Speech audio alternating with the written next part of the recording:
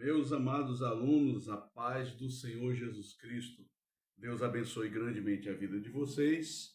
Estamos iniciando agora a nossa quarta aula, dando prosseguimento ao nosso conteúdo de Teologia Sistemática 1, com a disciplina Bibliologia. O assunto que nós veremos hoje será a inspiração da Bíblia. Nós vamos também ver a inerrância e a infabilidade da Bíblia e também a revelação bíblica como sendo ela a palavra de Deus. Então, o que nós podemos entender por inspiração da Bíblia é que a inspiração da Bíblia é muito diferente do conceito espírita ou esotérico de psicografia. Então, nós vamos abordar bem isso aí agora. Vamos entender o que é, primeiramente, segundo a teologia cristã, a teologia genuinamente bíblica e cristã, o significado da palavra inspiração e como nós podemos defender quais são os argumentos, a base bíblica, para nós defendermos a inspiração total, plenária e verbal das Escrituras Sagradas. Bom, vamos entender a origem e o significado da palavra inspiração. Então, inspiração no português, a gente entende como inspirar, ou seja, você encher o seu pulmão de ar. Isso seria inspirar ou inspiração.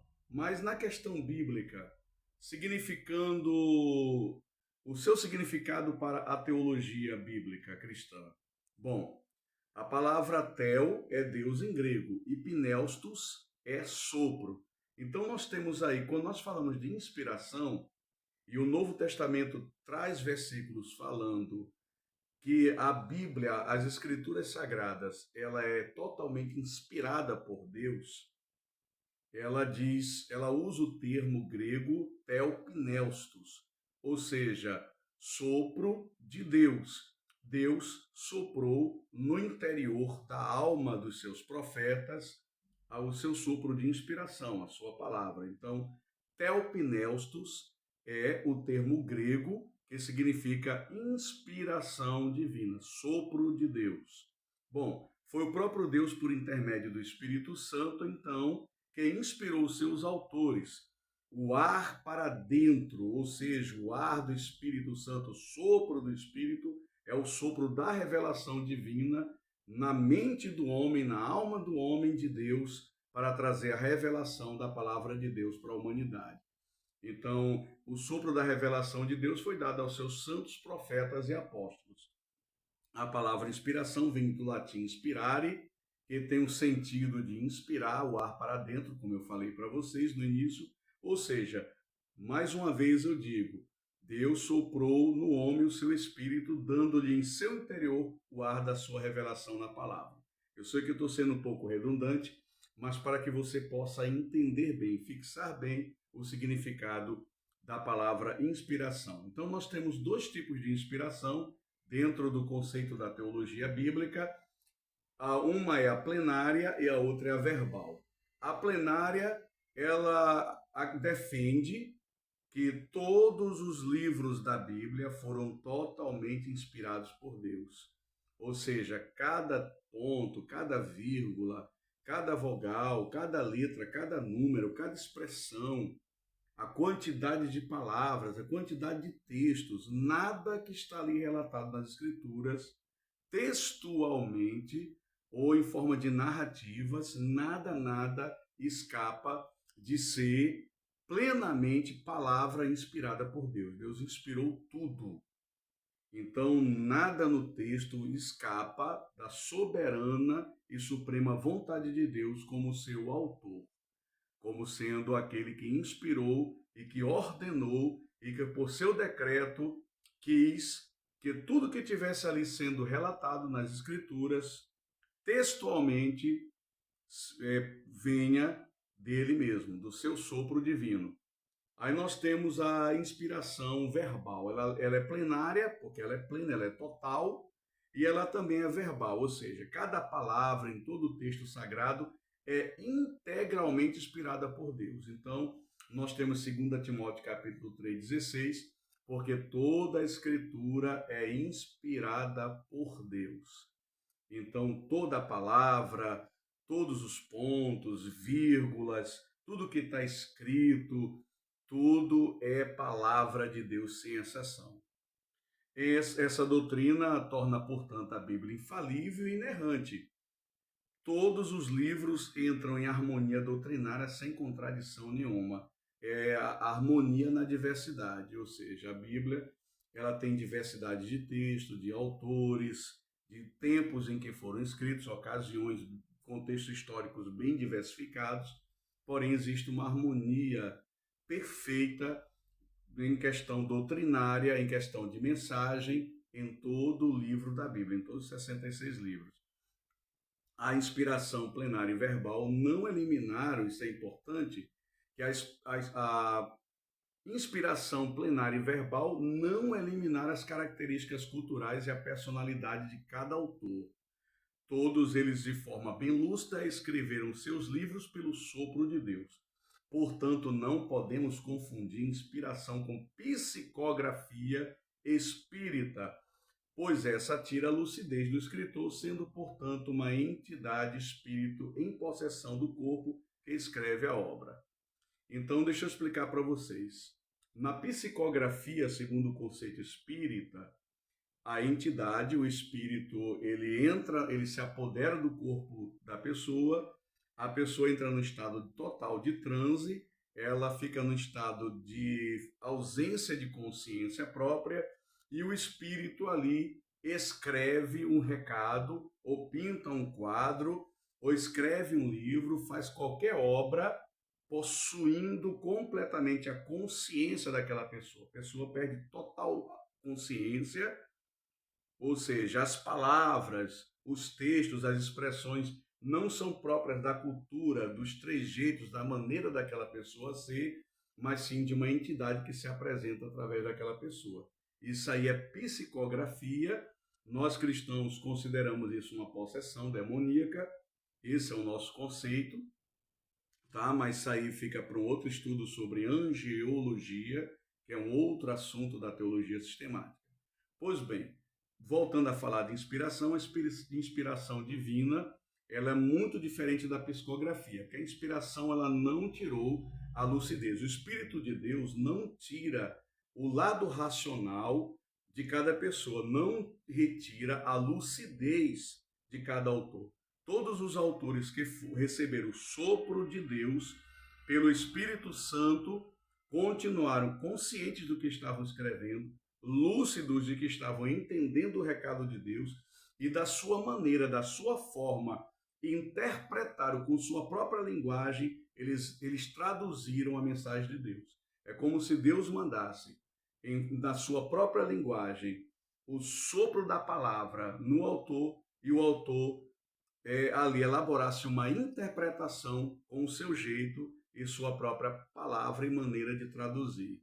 Então, os autores, eles trouxeram o recado de Deus da sua forma, porque o Espírito Santo não baniu, não tirou a lucidez, e cada um, segundo a sua cultura, o seu estilo, transmitiu o recado de Deus. Isso é extraordinário, extraordinário mesmo. Então nós temos aí um texto de 2 Pedro, capítulo 1, versículo 21, que nos dá base bíblica para isso. Eu vou ler aqui.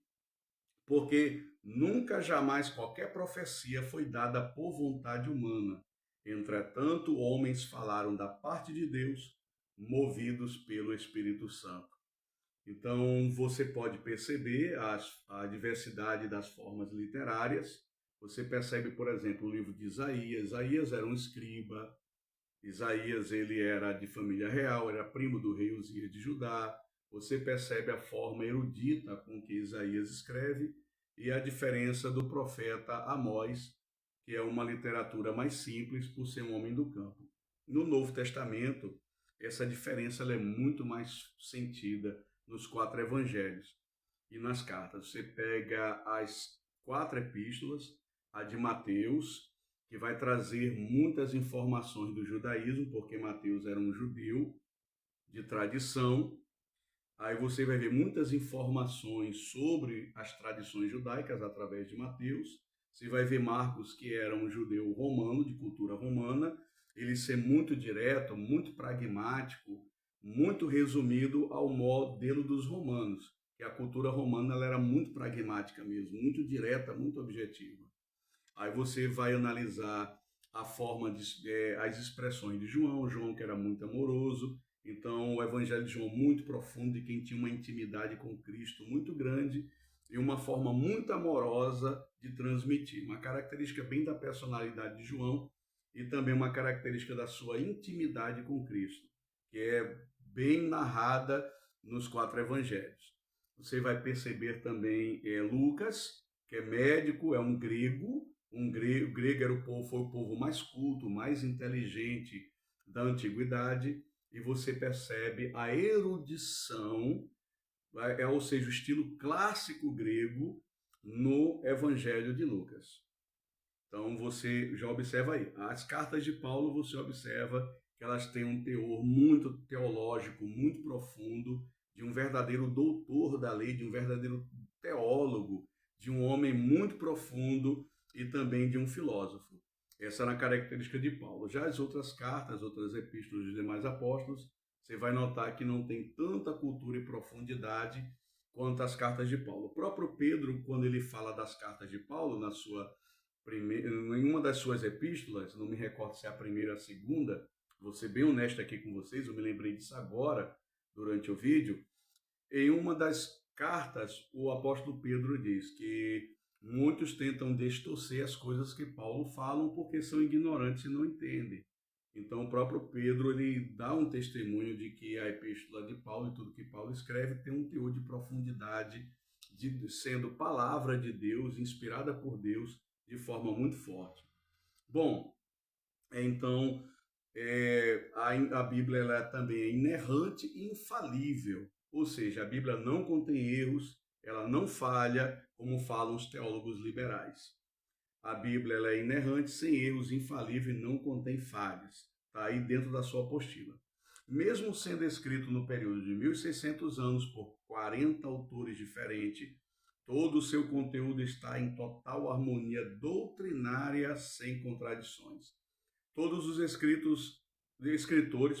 todos os escritores eram homens de grande temor e devoção a Deus. Nenhum tirou proveito próprio pela produção do seu conteúdo. Então você vê que eram homens santos, homens que tinham testemunho, homens que você vê que eles não eram picaretas, como o homem moderno que você vê por aí, que tira proveito da fé, que procura ganhar dinheiro com a religião, tirar proveito, fazer fama e riqueza através da palavra, através da pregação, de forma desonesta, os falsos profetas, os falsos mestres, os vendilhões da fé que tem por aí, que escandalizam o evangelho. Então, os autores da Bíblia não tinham essa característica, estavam muito longe de serem assim. Então, eles não eram falsários, eles não foram homens enganadores, porque eles viveram uma vida muito santa, muito reta, de muita obediência, de muita abnegação, de muita renúncia. E esses homens enfrentaram reis, enfrentaram o povo, enfrentaram a elite. Esses homens perderam, muitos deles perderam a própria vida, foram martirizados por tudo que eles pregaram e escreveram. Então não tem como você dizer que eles eram picaretas ou enganadores ou falsários, porque ninguém vai dar a sua vida, ninguém vai confrontar poderes sociais se não for pelo Espírito Santo de Deus, se não for por aquilo que acredita, se não for realmente pela convicção de que recebeu uma ordem divina de Deus para aquilo ali, que a morte é o meio de glorificação desse Deus a que eles servem. Então, a própria história dá testemunho deles. Vamos lá. Então, seus contemporâneos deram testemunho da santidade desses autores. A história reconhece neles um caráter ilibado. Os profetas de Deus proclamaram a sua palavra com a chancela da autoridade de Deus. Então, você depois dá uma lida aí, em Êxodo capítulo 4, versículo 22, Isaías capítulo 30, versículo 15, Jeremias capítulo 6, versículo 16, o que é que tem de semelhante nessas 3 passagens que eu citei é que todas elas começam assim: assim diz o Senhor. Então, eles falavam com autoridade em nome do Senhor, como verdadeiros porta-vozes do grande Rei da Glória, do Senhor de todo o universo. A própria Bíblia ela dá testemunho da sua infabilidade. Então, textos como Deuteronômio 18, versículo 22 diz assim: quando o profeta falar em nome do Senhor e essa palavra não se cumprir, nem suceder assim, essa é a palavra que o Senhor não falou. Com soberba a falou aquele profeta, não tenhais temor dele. Aí, 1 Samuel capítulo 3, 19 diz assim: e crescia Samuel e o Senhor era com ele, e nenhuma de todas as suas palavras deixou cair em terra. 1 Samuel 3, 19. Agora em Marcos capítulo 13, versículo 31, diz assim: passará o céu e a terra, mas as minhas palavras não passarão. Amém? Agora nós vamos ver a revelação bíblica, a Bíblia como sendo plenamente, integralmente a palavra de Deus. A Bíblia revela a pessoa do próprio Deus e seu Filho Jesus Cristo, suas obras, seu caráter, seus atributos, o que conhecemos de forma mais profunda e sólida sobre Deus. Está nas páginas da Bíblia. Somente o Espírito Santo conhece as profundezas de Deus. Vamos lá? Vamos para 1 Coríntios, capítulo 2, 1 Coríntios capítulo 2, versículo 10, 11 e 12, diz assim: mas Deus o revelou a nós por meio do Espírito. O Espírito sonda todas as coisas, até mesmo as profundezas de Deus. Pois quem dentre os homens conhece as coisas do homem, a não ser o Espírito do homem que nele está? Da mesma forma, ninguém conhece as coisas de Deus, a não ser o Espírito de Deus. Nós, porém, não recebemos o Espírito do mundo, mas o Espírito que é procedente de Deus, para que entendamos as coisas que Deus nos tem dado gratuitamente. Vamos ler aqui mais uma passagem. Nós temos aqui Colossenses capítulo 2, versículo 3. Vou deixar que vocês leiam Colossenses 2, 3. A gente vai passar para mais uma passagem adiante. Só conhecemos o plano de Deus para o homem por meio da sua palavra. Então vamos ler aqui, vamos dar uma lida aqui, 1 Timóteo 2, 4. Deus quer que todos os homens sejam salvos e venham ao conhecimento da verdade. Outra passagem que nós podemos ler é Atos capítulo 8, versículo 27. Vamos lá? Atos 8, 27 diz assim: e levantou-se, eis que e o anjo do Senhor falou a Filipe, dizendo: levanta-te e vai para o lado do sul, ao caminho que desce de Jerusalém para Gaza, que está deserta. A gente vai ler o texto todo. E levantou-se e foi, e eis que um homem etíope, eunuco, mordomo-mor de Candace, rainha dos etíopes, o qual era superintendente de todos os seus tesouros, e tinha ido a Jerusalém para adoração. Regressava e, assentado no seu carro, lia o profeta Isaías. E disse o Espírito a Filipe: chega-te, ajunta-te a esse carro. Correndo Filipe ouviu o que ele lia o profeta Isaías e disse: entendes tu o que leis? E ele disse: como poderei entender se alguém não me ensinar?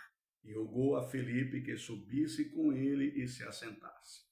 E o lugar da escritura que lia era este: foi levado como ovelha para o matadouro, como está mudo o cordeiro diante dos que o tosqueava. Assim não abriu a sua boca. Na sua humilhação foi tirado o seu julgamento, e quem contará a sua geração? Porque a sua vida é tirada da terra. E respondendo o eunuco, disse a Filipe: rogo-te, de quem diz essa profecia? De si mesmo ou de algum outro? Então Filipe, abrindo a sua boca, começando nesta escritura, lhe anunciou a Jesus. Então aqui nós estamos vendo um eunuco judeu, né, que veio para adorar a Deus em Jerusalém. Ele estava lendo o profeta Isaías, provavelmente o capítulo 53 de Isaías, a morte de Cristo, e o próprio Filipe explicou o significado daquela profecia para o eunuco. Então, a Bíblia ela revela no Velho e Novo Testamento o plano de Deus para o homem em Cristo Jesus. Bom, vamos lá. Vamos fazer mais uma leitura aqui. Vamos ver aqui Romanos capítulo 15, versículo 4. Romanos 15, versículo 4 diz assim: pois tudo que foi escrito no passado foi escrito para nos ensinar, de forma que por meio da perseverança e do bom ânimo procedente das Escrituras mantenhamos a nossa esperança. Amém? Então, vamos dar prosseguimento. Deus deu excelência à sua palavra. Antes de dizer que Deus deu excelência à sua palavra, aí na sua apostila, tem outras passagens bíblicas também, que eu não citei aqui agora. Porque se eu for citar todos os versículos, vai dar um vídeo muito grande. Então, você vai ver aí, João 5,4, Lucas 24, 13 a 35, Mateus 22, 20 a 29, 2 Timóteo 3,15, são outras passagens que corroboram com o que eu li anteriormente, sobre o plano de Deus para o homem por meio de sua palavra. Deus revela o seu plano de salvação por meio da sua palavra ao homem. Tá? Então, tem algumas passagens a mais na sua apostila em PDF que você recebe nesse curso de Teologia 1, Bibliologia, e você vai fazer uma análise aí pessoal e analisar também essas passagens. Então, Deus deu excelência à sua palavra. Salmo de número 138, versículo 2. Voltado para o teu santo templo, eu me prostrarei e renderei graças ao teu nome por causa do teu amor e da tua fidelidade, pois exaltaste acima de todas as coisas o teu nome e a tua palavra. Vamos lá? Então, a palavra ela deve ser pregada e ensinada. Vamos para 2 Timóteo, capítulo 3, versículo 16 e 17. Vamos ver o que é que diz lá. 2 Timóteo 3, 16 e 17. Toda a escritura é inspirada por Deus e útil para o ensino, para a repreensão, para a correção e para a instrução na justiça, para que todo homem de Deus seja apto e plenamente preparado para toda boa obra. Vamos ver mais algumas passagens. Nós temos aqui, vamos ver aqui, Mateus, capítulo 10, versículos 7 e 8. Indo pregar e dizendo, é chegado o reino dos céus. Curai os enfermos, limpai os leprosos, ressuscitai os mortos, expulsai os demônios, de graça recebeste, de graça dai. Ou seja, o Senhor Jesus, ele deu ordem para que nós temos que pregar a palavra de Deus a toda criatura. Em todos os lugares do mundo, anunciar o evangelho. Em anunciar, pregar e ensinar. Aí nós temos aqui Romanos, capítulo 1, versículo 16 e 17, que diz assim: não me envergonhe do evangelho, porque é o poder de Deus para a salvação de todo aquele que crê, primeiro do judeu, depois do grego. Porque no evangelho é revelada a justiça de Deus, uma justiça que do princípio ao fim é pela fé, como está escrito, o justo viverá da fé. 2 Timóteo, capítulo 4, versículo 2, diz assim: pregue a palavra, esteja preparado a tempo e fora de tempo, repreenda, corrija, exorte com toda a paciência e doutrina. Amém? Então vamos agora ver aqui. A palavra de Deus, ela purifica o homem. Jesus Cristo disse no Evangelho de João, capítulo 15, versículo 3 a 11, que os discípulos já estavam purificados pela sua palavra. A palavra de Deus, ela é poderosa. Nós vamos ler lá em Hebreus, capítulo 4, versículo 12. Hebreus, capítulo 4, versículo 12, diz assim: porque a palavra de Deus é viva e eficaz, e mais penetrante do que qualquer espada de 2 gumes, e penetra até a divisão da alma e do espírito, e das juntas e medulas, e é apta para discernir os pensamentos e intenções do coração. Olha o poder que a palavra de Deus tem. Ela divide a alma do espírito, ela discerne intenções do coração. Então, ela é poderosa, ela é penetrante, ela transforma, ela vem com poder avassalador sobre a vida de todo homem, mudando o caráter, mudando a forma de pensar do ser humano, a forma de enxergar a si mesmo, a vida. Ela entendendo o seu propósito segundo Deus, segundo os planos de Deus aqui na Terra, o propósito da sua existência, o sentido da sua vida. Então, a palavra ela é muito poderosa, ela tira o homem da lamaçal do pecado, ela liberta o homem de uma condição de miserabilidade, uma condição deplorável. Ela restaura a dignidade humana. A palavra de Deus ela é maravilhosa, ela é poderosa, ela é eficaz. Aí nós temos aqui Jeremias, capítulo 23, versículo 29, que diz assim o profeta: não é a minha palavra como fogo, diz o Senhor, e como um martelo que despedaça a rocha. A palavra de Deus quebra, irmãos, coração duro. A palavra de Deus destrói discursos falsos, destrói toda a falsa ciência, toda a falsa filosofia, toda a falsa religião, todo engano a palavra de Deus destrói. Nada prevalece contra a verdade da palavra do Senhor. Vamos prosseguir. Então a palavra de Deus ela deve ser amada. Salmo 119, versículo 97 diz assim: quanto amo a tua lei, ela é a minha meditação todo dia. A palavra de Deus ela tem que ser lida diariamente. 1 Timóteo 4,13 diz assim: até a minha chegada, dedique-se à leitura pública da Escritura, à exortação e ensino. Também você lê Isaías 34,16 também. A palavra de Deus é reta. Salmo de número 33, versículo 4 diz: porque a palavra do Senhor é reta e todas as suas obras são fiéis. A palavra de Deus é pura e nos protege do mal. Provérbios capítulo 30, versículo 5 diz assim: toda a palavra de Deus é pura, é escudo para os que confiam nele. Então, a palavra de Deus ela é pura e ela é escudo. Você quer se proteger de todo mal? Palavra de Deus. O poder da palavra, todo mal, toda ação demoníaca, toda ação maligna para tentar trazer transtorno e sofrimento para a tua vida, você vence por intermédio da palavra.